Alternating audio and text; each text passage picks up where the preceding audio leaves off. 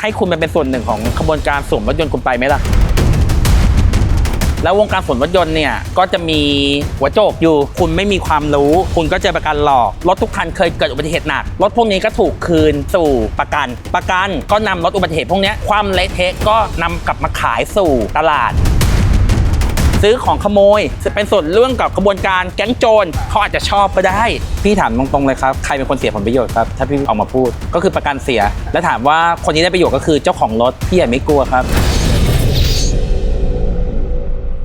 สวัสดีครับผมใหญ่วี10 กะรัตนะครับ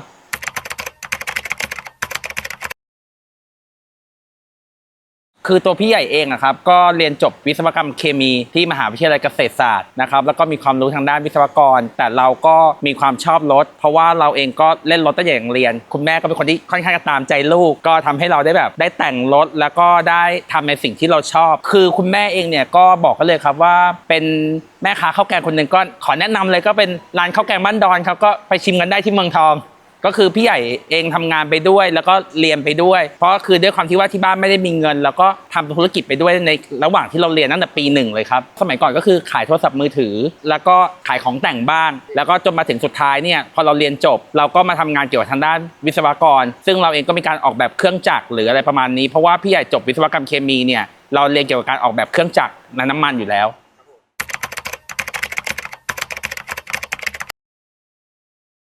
ถามว่าคิดยังไงพี่ใหญ่ตอบเลยครับเราไปในฐานะไม่ไปฐานะในอู่ซุปเปอร์คาร์แต่เราไปฐานะของคนที่มีความรู้ในเรื่องของการจัดซ่อมรถเพราะว่ารถแต่ละคันเนี่ยครับมีโครงสร้างที่ไม่เหมือนกันซึ่งการที่เขาเลือกเราไปเพราะว่าเราสามารถดูโครงสร้างของรถได้ทั้งหมดและที่สำคัญที่สุดก็คือว่าเราสามารถเกมได้ด้วยตัวเราเองพี่ใหญ่เองสามารถดูและสามารถตัดสินได้ว่าความเสียหายถึงไหนทุกอย่างอยู่ที่ประสบการณ์ครับไม่ใช่ว่าเราเป็นอู่ซุปเปอร์คาร์เราไปดูกระบะพี่ใหญ่ตอบเลยครับทุกอย่างเราเป็นเพียงแค่คนที่ถูกรับจ้างให้ทำงานฉะนั้นเนี่ยมันอยู่แค่เรื่องของค่าแรงเพราะอะไหล่ต่างๆไม่ว่าคุณจะซ่อมกระบะซ่อม Vios หรือซ่อมเบนซ์หรือ Lamborghini ก็ต่างกันแค่ค่าอะไหล่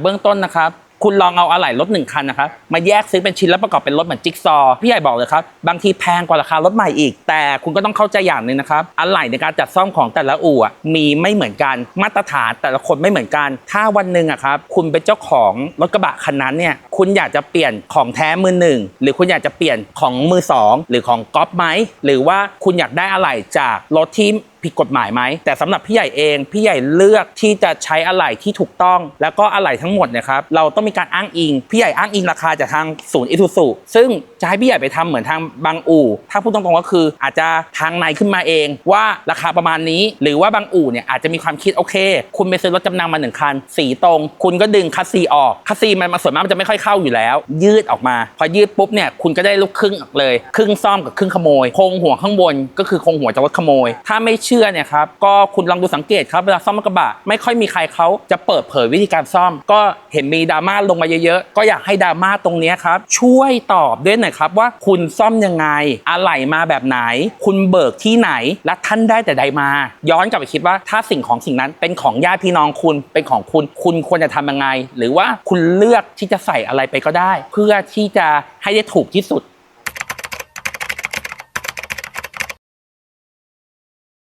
พี่ใหญ่ก็ตอบว่าเชียงกงก็มีจริงๆครับพี่ใหญ่ไม่เถียงเลยว่ามีในคลิปนี้เนี่ยก็น่าจะมีคนที่มีความรู้เรื่องกระบะอยู่ในคลิปนี้เพื่อพี่ใหญ่อาจจะมองข้ามและไม่รู้แต่สำหรับตัวพี่ใหญ่มองไว้ว่าเชียงกงเนี่ยตอบพี่ใหญ่นิดนึงครับว่าอะไรนำเข้าจากประเทศอะไรเพราะพี่ใหญ่เองก็เดินทางมาค่อนข้างจะทั่วโลกก็เห็นอยู่เยอะมากซึ่งญี่ปุ่นกระบะก็แพงกว่าไทยลาวก็นำรถเข้าไปจากไทยเหมือนกันต่างประเทศก็คือนำเข้าไปจากไทยไม่ว่าจะเป็นโซนยุโรปซึ่งกระบะในเมืองไทยถูกอยู่แล้วคุณจะนำเข้าจากประเทศอะไรก็คอมเมนต์มาเยอะๆหน่อยบางอู่มีการจัดซ่อมรีโวได้ในราคา 200,000 ชนหนักทุกสภาพมีราคาวิธีการซ่อมก็ไม่ยากมากเลยดูก่อนว่ารถจำนำครับราคาเท่าไหร่คุณชนทุกสภาพคุณก็คิดไปแล้วว่าค่าซ่อมคุณยังไงก็ไม่เกิน 200,000 บาทถ้าสีตรงคุณก็ไม่จ่ายค่าทำสีพอถึงเสร็จแล้วคุณก็แยกเครื่องกับแยกเกียร์ขายเครื่องเกียร์ขายเนี่ยก็จะขายได้อยู่ประมาณสัก 6-7 หมื่นทำให้ต้นทุนในการซ่อมไม่อยู่100,000 กว่าบาทอย่างเช่นมีในข่าวออกมาเป็นพี่ใหญ่ก็มองไว้ว่าโอเคซ่อมในราคาพี่ใหญ่ตีไป 450,000 ในการเบิกใหม่เขาบอกว่าเขาซ่อมอยู่ประมาณ 200,000 บาทเหลือเงินอีกพี่ใหญ่ตอบเลยครับอย่าว่าจะ 200,000 เหลือเงินเลย100,000ก็ซ่อมได้แต่จะได้สภาพไหนโอเคเขาอาจจะสภาพได้เต็มร้อยก็มาชี้แจงกันหน่อยว่าท่านได้อะไร แต่ใดมาเพราะว่าทุกอย่างมันมีการเบิกหมดเลยซึ่งอะไหล่เนี่ยพี่ใหญ่บอกเลยว่าจะมีอีกส่วนหนึ่งที่เดี๋ยวจะบอกว่าเราพูดไม่หมดก็มีส่วนหนึ่งก็คืออะไหล่ OEM อะไหล่ OEM คืออะไหล่เทียบเท่าเป็นรถคุณเอาไหมแล้วก็อีกประเภทหนึ่งเขาเรียกว่าอะไหล่ที่ไม่ผ่าน QC คำว่าไม่ผ่าน QC คืออะไรโรงงานพวกยี่ห้อต่างๆอะครับมันมีการปั๊มเหล็กออกมาอยู่แล้วมันจะมีบางชิ้นที่ไม่ผ่าน QC ชิ้นนั้นจะถูกขายออกมาเป็นของเกรด2ซึ่งของพวกนี้เนี่ยคุณเอาไม่ล่ะไปใส่อยู่กับรถคุณแล้วพวกคนกลุ่มเนี้ยก็จะมีการเอาพวกเนี้ยมาซ่อมก็เราก็ยังอยากได้ยินคำตอบจากคนที่มีความรู้ว่าท่านซื้อกระบะที่ไหนอะไหล่จากไหนมาหรือแม้กระทั่งเชียงกงก็มาตอบพี่ใหญ่หน่อยบางทีเราอาจจะเห็นภาพได้ไม่ครบแม้กระทั่งพี่ใหญ่ข้ามไปแค่ลาวก็ยังแพงกว่าไทยแล้วท่านได้แต่ใดมาถูกจังเลยแล้วสำหรับอู่ที่ซ่อมรถกระบะอยู่เราไม่ได้ขิงนะครับเราไม่ได้พาดพิงแต่เราทำคลิปเพื่อที่ให้ความรู้กับคนที่จะนำรถไปซ่อมว่าคุณน่ะจะเป็นส่วนหนึ่งของการซ่อมรถแบบนี้ไหมเราไม่ได้ขิงเขาเราไม่บอกเขาว่าเขาทำไม่ดีซึ่งบางคนก็อาจจะมีความเข้าใจว่าโอเคซื้อของขโมยเป็นส่วนเรื่องกับกระบวนการแก๊งโจรเขาอาจจะชอบก็ได้หรือบางคนอาจจะชอบของถูกเพราะอย่าลืมว่าทุกอย่างมันมีราคาของมันราคาขโมยกับราคาเบิกห้างมันคนละราคากันนะ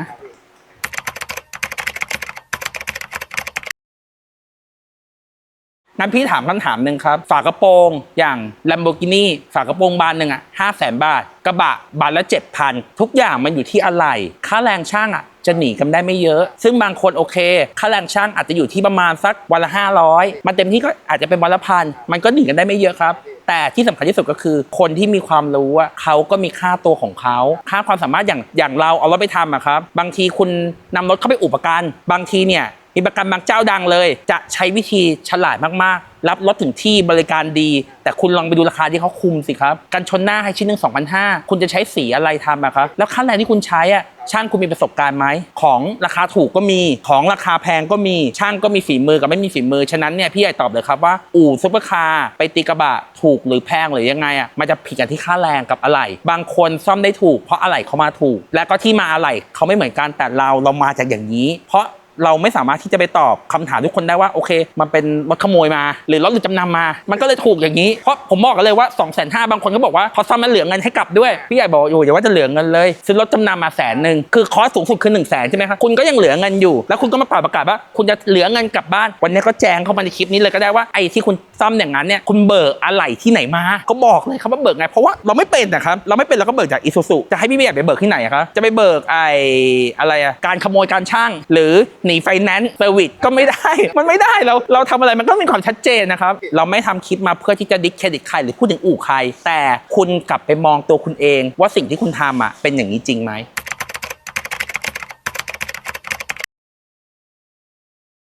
ปัจจุบันเนี่ยครับวงการสวมรถยนต์นะครับเกิดขึ้นได้มากมายแล้ววงการสวมรถยนต์เนี่ยก็จะมีหัวโจกอยู่หัวโจกเป็นใครเดี๋ยวให้ทุกคนตอบโจทย์เองแต่พี่อยากจะตอบเลยครับว่ารถทุกคันเคยเกิดอุบัติเหตุหนักถามว่ารถทอดไปไหนครับรถพวกนี้ก็ถูกคืนสู่ประกัน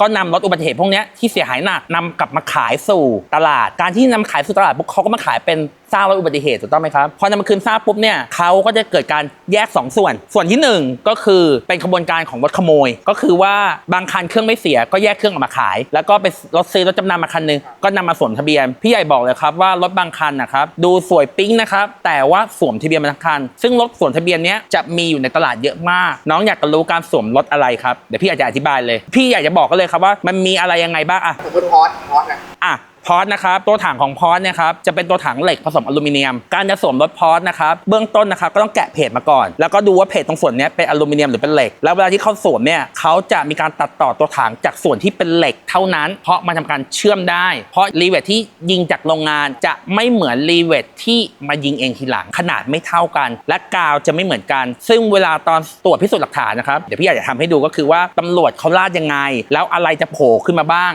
ซึ่งการสวมรถพอร์ตนะครับพอคุณทำตัวถังเสร็จแล้วเนี่ยครับคุณก็ต้องไปไล่ที่กล่องต่างๆเพราะกล่องต่างๆมีวินนัมเบอร์อยู่วินนัมเบอร์คืออะไรก็คือเลขตัวถังอย่างสมมติว่ากล่องแอร์แบ็กก็จะมีเลขตัวถังคันนี้1 2 3 4อีกคันนึงเป็น7 8 9 10ซึ่งพวกนี้เนี่ยเราก็มี2วิธีไอ้พวกนี้ก็เก่งก็คือจะย้ายกล่องเดิมเปลี่ยนแต่ตัวถังพอรถสามารถชนปุ๊บเขาก็จะเสียแค่ตัวถังถูกต้องไหมครับเขาก็จะย้ายมาคุณเอาคอมไปจับคุณก็ไม่เจอทำยังไงคุณก็ไม่เจอมีวิธีเดียวที่เจออันนี้ขอบอกเคล็ดลับสำหรับคนที่ดูอยู่ในเพจนี้แล้วก็เก็บตรงส่วนนี้ไว้ไปดูรถ แล้วก็ขออนุญาตบอกเลยแล้วก็ใครอาจจะงอนอาจจะโกรธอยากจะบอกให้ว่าดูยังไงดูไม่ยากครับรถสวมทะเบียนนะครับส่วนมากจะมีการทำสีคุณเอาตัวที่วัดสีครับไปวัดตรงใกล้ๆเลขถังแล้ววัดรอบๆเลยว่าค่าสีเพี้ยนหรือเปล่าไอ้พวกที่ไปจิ้มสีรอบคันคุณจิ้มไปเถอะครับถ้ารถมันสวยทั้งคันเลยแต่คุณไปดูตรงจุดนั้นพ่อค้าหลายคนนะครับพลาดในการดูรถเพราะเขาดูแต่ตัวถังสวยถูกต้องไหมครับแต่เขาลืมดูเลขถังซึ่งเลขถังพวกนี้ผมบอกเลยว่ามันก็เอาไปจิ้มดูแล้วก็รู้เลยถ้าคนดูเป็นแล้วก็จะรู้แล้วก็วันนี้ทุกคนเองอะครับก็มีเครื่องมือในการดูรถสวมด้วยติดตัวเลยทุกคนเลยหนูก็มีอยากรู้ไหมว่าคืออะไรหนูถ่ายรูปมาที่เอาโทรศัพท์ถ่ายไปที่เลขถังเลยแล้วซูมออกมือคนตอกอะครับมันจะไม่นิ่งฉะนั้นเนี่ยมันจะมีรอยกระแทกที่ไม่บาลานซ์สมมุติว่าอย่างเลขถังเป็นตัว I อาจจะมีการตอกออกมา2 รอบแต่ปัจจุบันเนี้ยเขามีเครื่องยิงเลเซอร์แต่เครื่องยิงเลเซอร์ก็ไม่พลาดอยู่ดีถ้าคุณดูเป็นวันนี้เรามาเพื่อให้ความรู้แล้วก็สำหรับคนที่จะซื้อรถมือ2ได้ระวังแต่บอกเลยว่าการต่อเลขถังอะครับอาจจะมีการหลุดได้แต่มีสิ่งหนึ่งจะไม่หลุดก็คือเลขเครื่องยนต์คุณเอาโทรศัพท์มือถือคุณนะครับไปถ่ายเลขเครื่องยนต์แล้วซูมเลยรถกระบะเนี่ยส่วนมากจะอยู่ด้านหลังซ้ายคุณเอามือถือไปถ่ายที่เลขถังแล้วคุณซูมดูพอซูมดูคุณเห็นว่าเลขถังมันมีรอยแบบเพี้ยนคุณสมมติไว้ก่อนเลยว่าสวมพอสวมเสร็จแล้วไม่ยากครับราดน้ำยาคือเราก็ต้องพูดในฐานะที่เราเป็นวิศวะเคมีอะเนาะมองว่าพวกนี้เป็นเรื่องที่หมูมากๆราดดูก็เห็นเลยแต่ทุกคนอย่าสงสัยได้เลยครับใช้อาวุธอันเนี้ยตรวจดูได้เลยพี่ให้ได้เลยว่า 100% ทำไมถึง 100% เพราะว่าพวกเพจพวกเนี้ยที่มาจากโรงงานนะครับเขายิงด้วยเครื่องมันจะไม่มีการตอกย้ำมันจะเป็นแค่ชิ้นเดียวปึ๊กเดียวไปเลยแล้วมันก็จะมีการเพี้ยนด้วยแต่รถกระบะเนี่ยครับสิ่งที่เราจะเจอปัญหาตัวคัสซีชอบผุพอคัสซีชอบผุเนี่ยสิ่งที่เจอกันก็คือว่าอาจจะไปซื้อคัสซีเปลี่ยนซึ่งซื้อคัสซีเปลี่ยนเนี่ยครับก็ต้องดูว่าเขาเปลี่ยนแบบไหนและถูกต้องไหมเพราะว่ากฎหมายในเมืองไทยอะครับเขาไม่มีการอนุญาตให้มีการตัดเลขตัวถังไปใส่อันนึงอันนั้นไม่มีขนส่งก็จะใช้วิธีอย่างนี้ครับคือทางคุณไปเบิกคัสซีมาใหม่แล้วก็ไปตอกเลขใหม่ที่ขนส่งเลยซึ่งเลขก็จะเปลี่ยนจากเดิมไปไม่สังเกตหรอครับว่ารถกระบะส่วนมากก็จะผุกันเยอะมากคัสซีเขาจะบุแต่ก็น้อยคนก็ที่จะทำที่ถูกต้องส่วนมากพี่ก็ไม่รู้ว่าทำยังไงแต่ว่าคัสซีสวยปิ้งเลยบางคนเขาเรียกว่าเป็นการตัดผุรถยนต์ปะผุแต่ว่าทีนี้นะปะผุคัสซีมันก็ยังไงอยู่นะ อะไรประมาณนี้ครับ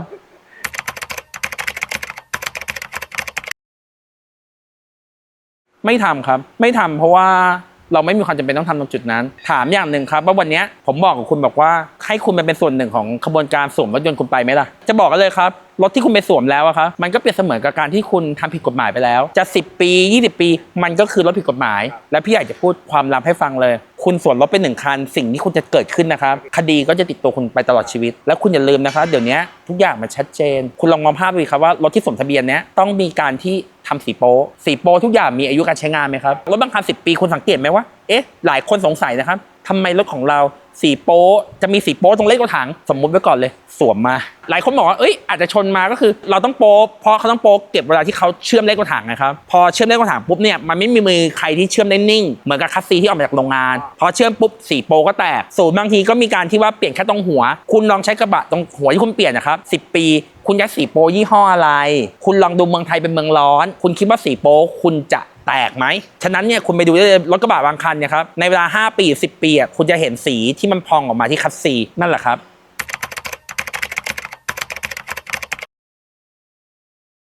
ประกันส่วนมากก็จะเหมือนกันครับทุกอย่างเขาจะมีกฎและมีระเบียบอยู่จ่ายช้าจ่ายยากไม่จ่ายเลยอันนี้คือเป็นหลักสูตรที่เขาเรียนกันมาเลยท่องไว้เลยครับจ่ายช้า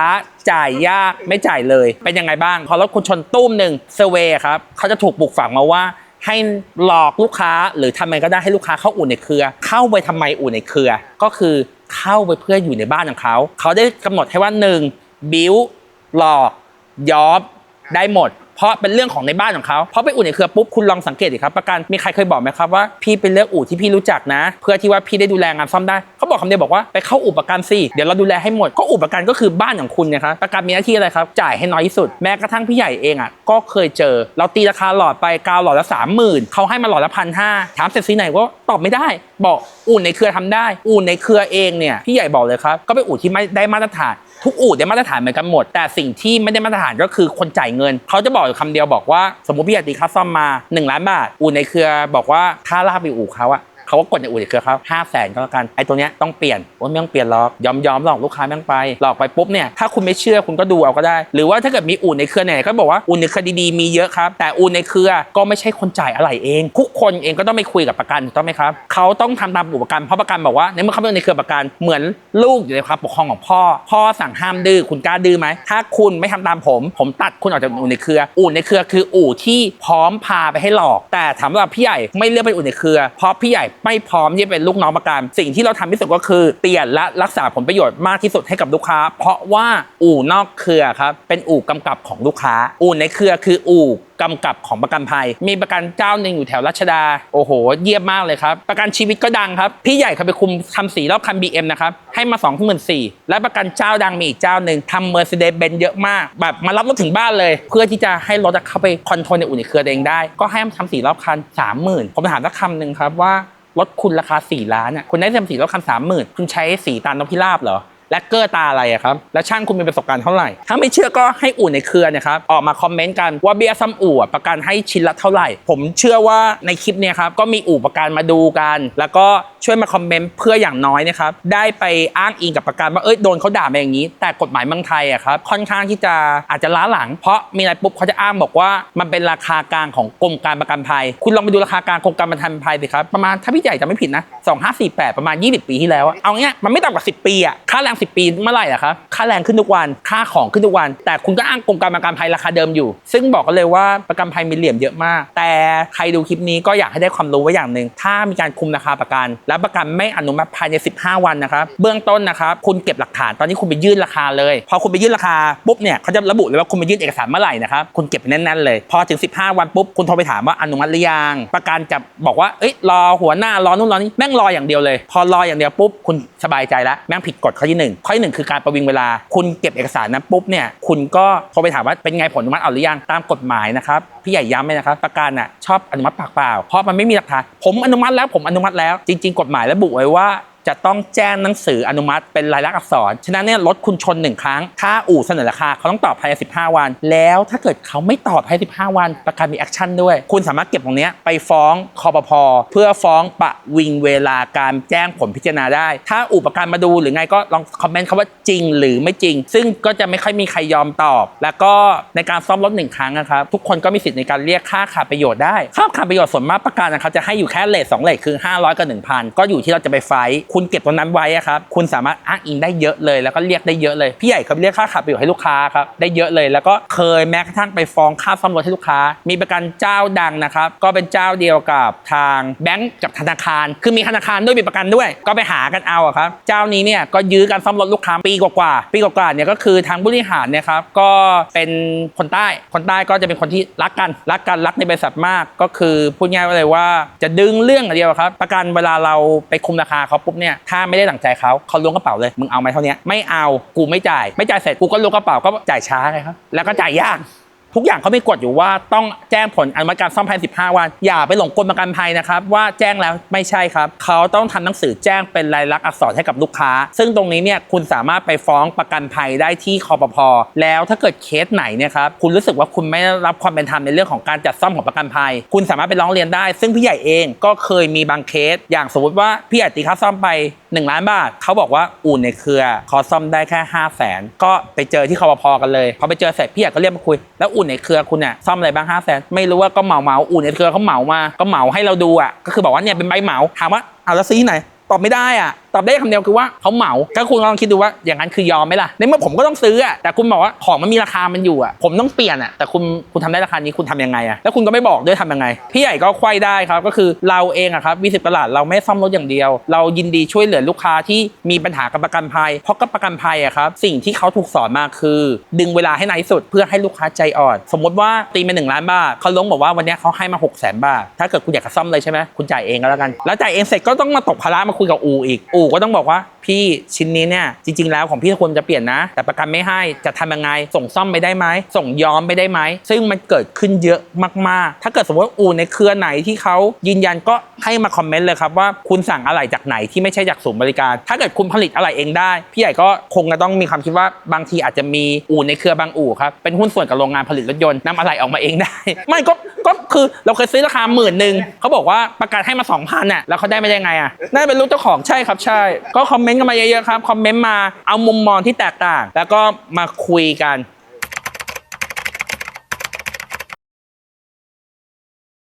คือเบื้องต้นนะครับคุณต้องดูในกรมธรรม์ก่อนเพราะกรมธรรม์ของคุณน่ะเป็นเบี้ยซ่อมอู่หรือเบี้ยซ่อมห้างคำว่าเบี้ยซ่อมห้างคืออะไรใช้อะไหล่ห้างเท่านั้นแล้วก็ของแท้ส่วนเบี้ยซ่อมอู่คือสามารถใช้อะไหล่เทียบเท่าได้แต่ประกันภัยก็ไม่เลี่ยมอีกพูดง่ายๆว่าคำว่าอะไหล่เทียบเท่าอะไหล่จีนนั่นแหละครับในกรณีของเบี้ยซ่อมอู่ใช่ไหมครับเป็นการบ่งบอกว่าเขาใช้อะไหล่จีนได้แต่สิ่งที่คุณจะรักษาสิ่งที่ตัวเองทำได้ก็คือขออะไหล่มือสองอยู่ในสภาพดีแต่มีอันนึงที่ประกันนะครับหัวชนฝาเลยถ้าคุณทำเบี้ยซ่อมอู่นะครับเอาไปเลยเกทั้งชีวิตถ้าชิ้นนี้เสียหายปุ๊บนะเขาไม่มีวันให้คุณของแท้เลยคุณต้องใช้ของเกทั้งชีวิตคุณทายว่าชิ้นไหนของรถยนต์ดูง่ายๆเลยครับคุณไปดูรถคุณได้เลยครับทุกคันครับเป็นของที่เสียบ่อยที่สุดและเคลมโดยไม่ต้องมีคู่กรณีโอเคงั้นเดี๋ยวพี่ใหญ่เฉลยครับกระจกบังลมหน้ากระจกบังลมหน้ารถเลยนะครับคุณสังเกตไหมครับเพราะเวลารถคุณชนปุ๊บถ้าคุณเป็นเบี้ยซ่อมอู่สิ่งแรกที่ประกันแนะนำคือไปร้านอู่ในเครือเขาไม่แนะนำไปที่ศูนย์เขาแนะนำให้คุณใช้ของเก๊กระจกหน้ามันแตกได้บ่อยอยู่แล้วคุณไปดูที่กระจกครับยี่ห้ออะไรว่าประกันเปลี่ยนยี่ห้ออะไรคุณถ้าเกิดสมมติว่าเบี้ยคนเบี้ยซ่อมอู่ถ้าเกิดประกันใจดีให้เป็นกระจกแท้โดยไม่ให้คุณเพิ่มเงินมาเหยียบเลยใช้คำว่ามาเหยียบเลยสำหรับเบี้ยซ่อมอู่นะแต่มีอยู่เคสหนึ่งที่เขาจะให้กระจกแท้กระจกเทียมไม่มีกระจกเทียมไม่ผลิตเขาเลยจำใจจะต้องให้ของแท้แต่ถ้าเกิดสมมติว่าคุณเป็นวีโก้คุณเจอเทียมแน่นอนคุณไปดูที่กระจกรถยนต์ได้เลยคุณจะไม่มีตาโตโยต้าต่อให้คุณใช้ประกันชั้นหนึ่งคุณยังไงก็ได้ของเก๊คุณเก๊ตลอดชีวิตครับไม่มีทางได้แท้เพราะประกันเขาจะให้ของเทียมเท่านั้นซึ่งของเทียมเนี่ยเราก็เคยเจอกระจกที่ไปหลอกสายตาคนนะครับมันเพี้ยนใช่ครับประกันเขาจะไม่บอกของเก๊นะครับเวลาเขาคุยลูกค้าเขาจะบอกว่ากระจก OEM หรือของเทียบเท่านั่นแหละครับก็ในเคสเดียวกันก็เหมือนกับรถกระบะครับคุณเอาไหมครับถ้าคุณเป็นเจ้าของรถเขาบอก OEM เอาไหม OEM ผลิตที่ไหนไชน่าแต่กระบะส่วนมากในไทยก็จะเป็น Make in Thailand เยอะมากก็ยังยืนยันเหมือนเดิมครับว่าถ้ามีที่ไหนถูกก็แนะนำกันมาได้เราอาจจะมองไม่ครบครับจริงๆ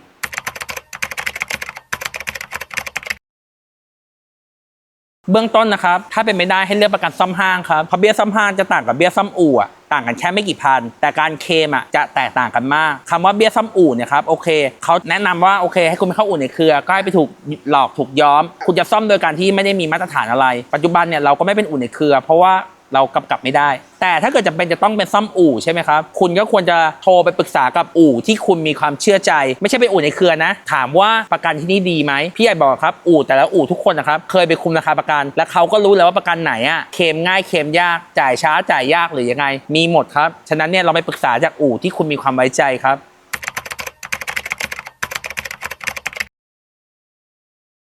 พี่ถามตรงๆเลยครับใครเป็นคนเสียผลประโยชน์ครับถ้าพี่พูดออกมาพูดก็คือประกันเสียแล้วถามว่าคนที่ได้ประโยชน์ก็คือเจ้าของรถพี่ใหญ่ไม่กลัวครับเพราะว่าถ้าเรากล้าทำในสิ่งที่ถูกแล้วเราก็เลือกที่จะพูดในสิ่งที่เป็นความเป็นจริงครับมันก็ไม่มีอะไรแต่คนที่ออกมาพูดออกมาคอมเมนต์ต่างๆนานาเนี่ยคือคนที่เสียผลประโยชน์แต่พี่ใหญ่ไม่เคยเห็นคนที่เสียผลประโยชน์ครับกล้าออกมาพูดความจริงเลยหลายคนก็พูดว่าเราซ่อมแพงหรือว่าซ่อมต่างๆนานาตัวเขาเองยังเคลียร์ตัวเองไม่ได้เลยว่าคุณได้แต่ใดมาอะไรของคุณหรือคุณซ่อมยังไงคุณก็ไม่เคยดีแคร์ออกมาเลยบางคนก็จะดีแคร์ออกมาแค่ว่าสังเกตนะครับอู่ซ่อมเราก็คือจะมีแค่ before after แค่นั้นเองแต่ไม่อธิบายวิธีการซ่อมคุณเองเป็นเจ้าของรถครับคุณไม่อยากจะเห็นหรอกครับว่ารถคุณซ่อมแบบไหนวิธีการซ่อมยังไงหรือว่าคุณสนับสนุนในการซ่อมรถขโมยคือด้วยความที่เราชอบรถนะครับเราก็แต่งรถเป็นเรื่อยแล้วเราก็เล่นเป็นเรื่อยแล้วก็บางสิ่งบางอย่างเราไปหาที่ตามอู่ต่างๆครับสิ่งที่เขาตอบเราคือทำไม่ได้ไม่รู้จะทำยังไงแต่เราเองเรามีความเป็นวิศวกรอยู่เราจึงได้ศึกษาข้อมูลต่างๆจากต่างประเท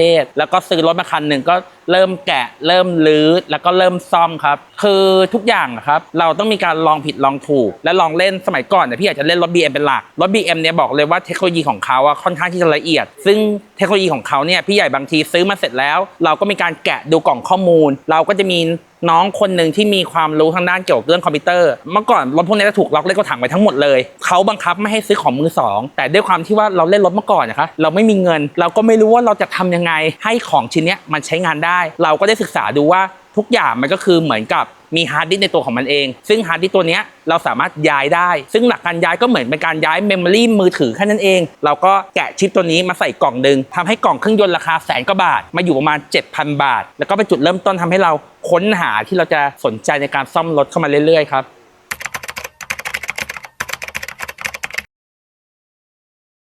งานแก้ที่อื่นเคยเจอครับก็จะเป็นงานแก้ของตัวถังรถยนต์ซึ่งมาจากอู่ประกันอู่ที่ถูกประกันกำกับให้ค่าแรงราคาต่ำช่างก็ได้คุณภาพราคาต่ำสิ่งที่เราเจอเนี่ยครับฝีมือก็ไม่ดีตัวถังที่ดึงมาเบี้ยวเพราะเหล็กเวลาดึงสมมติเหล็กเป็นก้อนนี้ใช่ไหมครับพอดึงปุ๊บมันยืดออกบางทีมันยืดเกินไปหรือบางทีมันยืดไม่หมดไอ้ยืดไม่หมดยังโอเคแล้วยังดึงให้พอดีได้แต่บางทียืดออกไปเลยแล้วมันจะหดยังไงอะครับแล้วบางทีตัวถังมันตรงนี้ใช่ไหมครับมันดึงโยอย่างนี้แล้วบางทีเขาดึงเฉียงไปอย่างเงี้ยจะดึงกลับมายังไงเพราะว่ามันเกิดได้แค่ครั้งเดียวคำว่ารถนะครับมันมีความเสี่ยงเยอะมากแต่รถเนี่ยครับหลายที่เองก็เลือกที่จะซื้อรถถูกเพื่อมาขายถูกแล้วก็ข้างในก็หมกไส้อย่างนี้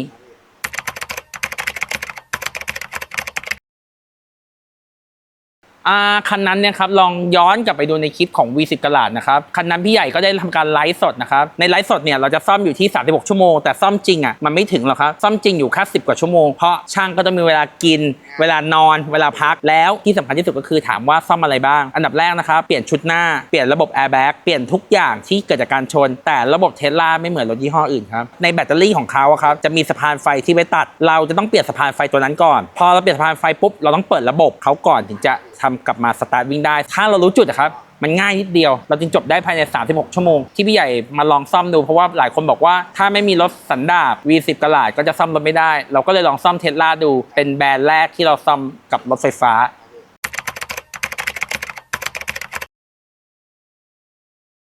ก็1รถไฟไหม้เสียหายสิ้นเชิง 100% เราไม่รับซ่อมเพราะเรารู้อยู่แล้วว่าซ่อมไม่ได้อย่างเช่นเคสล่าสุดเป็นเคสของ Ferrari F8 ตัวใหม่ล่าสุดที่ไปชนที่ไฟไหม้ทั้งคันนะครับคันนั้นซ่อมไม่ได้แน่นอนเพราะว่ามันไม่เหลืออะไรเลยครับจะซ่อมยังไงถามว่า V10 เคยซ่อมรถไฟไหม้ไหมเอาผ่านไฟไหม้แล้วก็ซ่อมได้แต่ว่าทุกอย่างต้องอยู่ในพื้นฐานของว่าสามารถซ่อมได้จริงไม่ใช่สวมได้จริงประมาณนี้เลย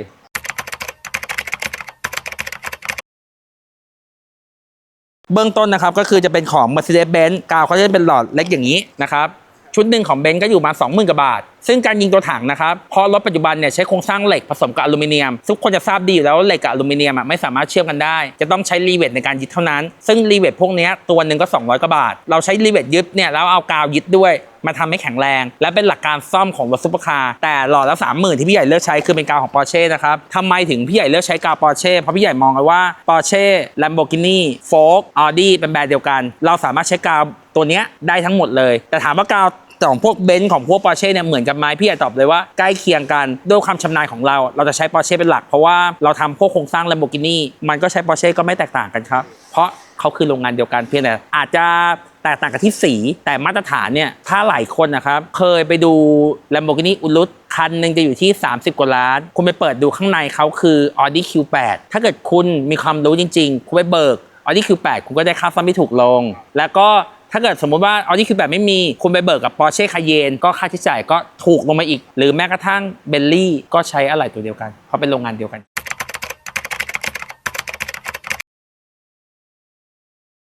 ได้ครับก็ก่อนที่จะพูดถึงเคสตัวอย่างเนี่ยฝากไว้นิดนึงนะครับสำหรับในเรื่องของงานเครื่องยนต์ปัจจุบันเนี่ยครับเมืองไทยน้ำรอการระบายเยอะมากรถยนต์ที่เป็นเทอร์โบครับจะดูดน้ำเข้าเครื่องแล้วเข้าเครื่องปุ๊บเนี่ยส่วนมากเครื่องจะพังแต่ถ้าเกิดสมมติว่าเราไปเจออู่ดีๆเราสามารถโอเวอร์ฮอนได้ซึ่ง V10 กะลาดเราก็เป็นส่วนหนึ่งของการที่จะช่วยประหยัดค่าใช้จ่ายอย่างเช่นสมมติว่าเครื่องของเบนซ์ดีเซลตัวละ1,000,000 กว่าบาทแต่ถ้าเกิดคุณมาซ่อมที่ V10 กะลาดค่าซ่อมก็จะหายไปเกินครึ่งเราสามารถที่จะช่วยเหลือคุณได้เพราะตอนนี้ก็เข้าสู่หน้าฝนแล้วน้ำรอการระบายเยอะค่อนข้างมากและรถหลายคนเนี่ยลืมต่อประกัน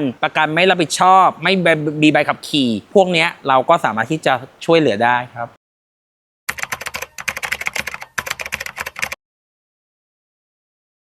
เบื้องต้นนะครับก็อันนี้ก็จะเป็นงานเบาๆก่อนคันนี้ก็เป็น Porsche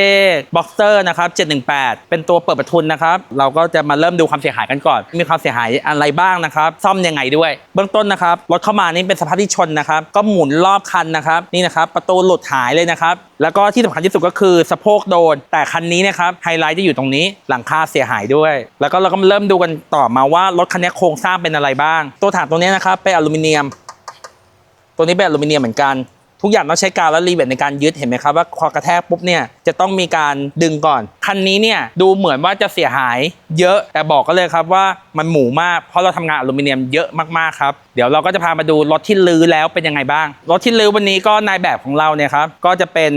Tesla Model Y คันนี้นะครับชนจนย่นเป็นกระดาษเลยครับเห็นคัสซีไหมครับงอไปเป็นกระดาษเลยแต่โครงสร้างของรถเทสลานะครับก็คือเป็นเหล็กผสมอลูมิเนียมลองสังเกตดูนะครับโดนเต็มๆนะครับฉีกขาดหมดเลยแต่ห้องโดยสารแข็งแรงมากไม่เป็นไรเลยครับหลังคาเนี่ยโยกออกมาแต่ห้องโดยสารอยู่ที่เดิมแต่เดี๋ยวจะพามาดูว่าเทสลาเขาใช้เทคโนโลยียังไงเห็นไหมครับว่าเป็นกาวและรีเวทเท่านั้นไม่มีการเชื่อมเลยเพราะเป็นอลูมิเนียมล้วนๆไม่สามารถเชื่อมได้อลูมิเนียมถ้าเกิดเชื่อมแล้วเนี่ยครับจะเสียความแข็งแรงนี่คือโมเดล3ตัว Performance ถามว่าหนักไหมพี่ใหญ่ตอบเลยไม่หนักเพราะว่ามันโดนแค่เปลือกแต่ยากแค่ว่าการทำแต่ที่สำคัญที่สุดก็คือการซ่อมรถพวกนี้ต้องทำทุกอย่างอยู่บนแท่นสเปคเท่านั้นนะครับมาครับเดี๋ยวพามาดูว่าแท่นวัดสเปคเป็นยังไงเบื้องต้นนะครับทุกอย่างก็จะมีการจับสเปคก็คือวัดเป็นมิลนะครับเราจะมีการใช้ Data แล้วก็วัดตามจุดต่างๆแล้วก็หลายคนก็จะมีการถามว่าแตกต่างจากแท่นฝั่งพื้นจีนยังไงแท่นจีนเนี่ยครับเขาจะไม่มีสเปคเลยเขาจะไม่มีขีดบอกเลยครับว่าสูงต่ำเท่าไหร่อะไรยังไงคัสซีจะเท่าไหร่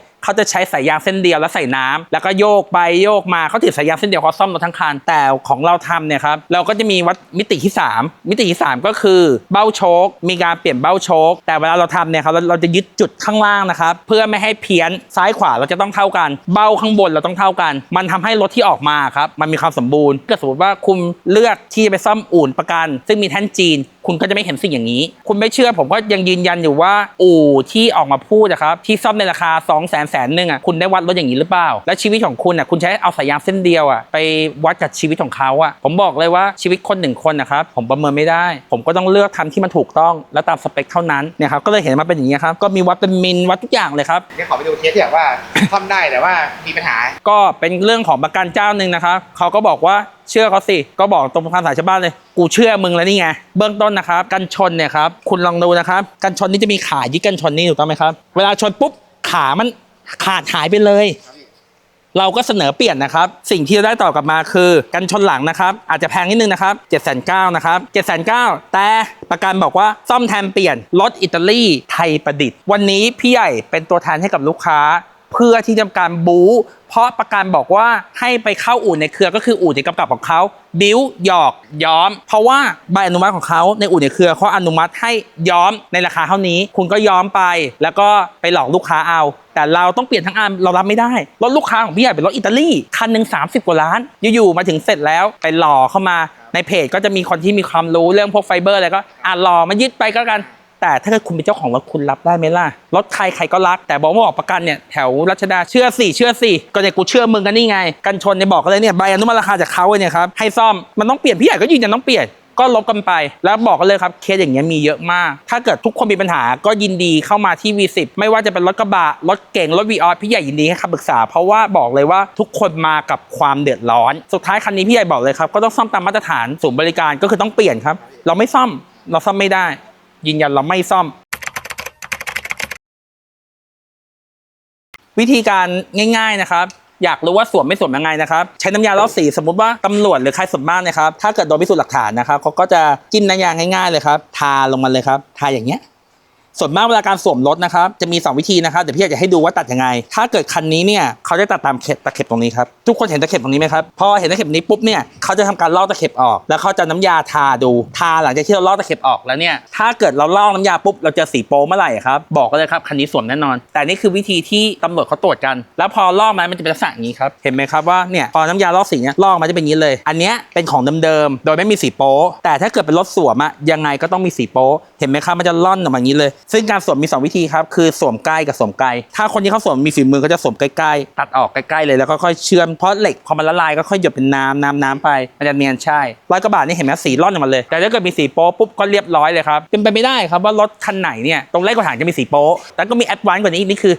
เบสิกและเป็นวิธีการตรวจรถสมัยก่อนปัจจุบันมีมากกว่านี้เยอะพี่ใหญ่ธุรกิจอื่นอีกนะครับนอกจากธุรกิจรับซ่อมรถตอนนี้นะครับพี่ใหญ่ก็มีธุรกิจเกี่ยวกับการศึกษานะครับก็ ทำอยู่ในนามของวิชาการรัฐศาสตร์กับฟาสต์เลิร์นนะครับทำให้คนเรียนจบปริญญาตรีได้ภายใน2 ปีครึ่งน้องๆ FC คนไหนที่ว่าเรียนไม่จบหรือไม่มีโอกาสนะครับเราติดต่อพี่ใหญ่ได้ที่เพจ V10 นะครับแล้วก็มีอีกส่วนหนึ่งก็คือเรามีนักลงทุนมาลงทุนที่ว่าทำขายฝากที่ดินใครต้องการใช้เงินหรือไงมาปรึกษาได้บอกกันเลยครับว่าเรายินดีช่วยเหลือโรงงานที่ขาดสภาพคล่องและวันนี้เนี่ยทาง V10 กะหลาดเราก็มีในส่วนของถ้าเป็นงานรถเรากำลังมาขายของแต่งวันนี้เราทำโปรสำหรับทางเพจนี้โดยตรงเลยว่าถ้าแจ้งเลยครับว่ามาจากเพจนี้เนี่ยจะได้ในราคา 19,900 นะครับพี่ใหญ่ย้ำนะครับจาก Porsche รุ่นเก่าๆนะครับเราสามารถเปลี่ยนเป็นพวงมาลัยตัว GT ตัวอย่างเงี้ยได้ในราคา 19,900 เรายินดีดูแลและบอกกันเลยครับเป็นโปรโมชั่นที่เดียวอย่าลืมนะครับว่าพร้อมติดตั้งโดย V10 กะหลาดและการันตีโดย V10 กะหลาดในราคา 19,900 นะครับไม่ใช่มีแค่ Porsche อย่างเดียว BM ก็มีพวงมาลัยปกติเป็นพวงมาลัย M อยู่ในราคา 9,900 บาทเรายินดีดูแลและย้ำนะครับเป็นโปรโมชั่นพิเศษสำหรับตรงนี้เลยก็คือบอกกันเลยครับว่ามาจากสยามมอเตอร์สปอร์ตนะครับเราให้50วงแรกนะครับสำหรับ BM ก็ 9,900 ก็คือสามารถเข้ามาใส่ได้เลยไม่ว่าจะเป็น F10 F30 ได้ทั้งหมดแล้วก็ทุกคนอย่ากลัวอย่าคิดว่าพี่ใหญ่ซ่อมแต่ซุปเปอร์คาร์ไม่ว่าจะเป็น Vios เป็นกระบะเป็น Revo เป็น Fortuner พี่ใหญ่ซ่อมและดูแลทั้งหมดและใครมีปัญหาเรื่องประกันภัยนะครับเรายินดีดูแลทั้งหมดนะครับขอเพียงแค่ว่าบอกเรามาเราพร้อมที่จะออกหน้าแทนและดูแลคุณเพราะบางครั้งคุณไม่มีความรู้คุณก็เจอประกันหลอกนั่นแหละครับเรายินดีช่วยเหลือครับสงสัยแล้วก็ทักกันเข้ามาถามได้ครับยินดีครับซ่อมรถไม่จบทำรถไม่ได้อยากหล่ออยากแรงอยากดังอยากสุดนะครับก็ฝากติดตามเพจ V10 กะหลาดด้วยครับ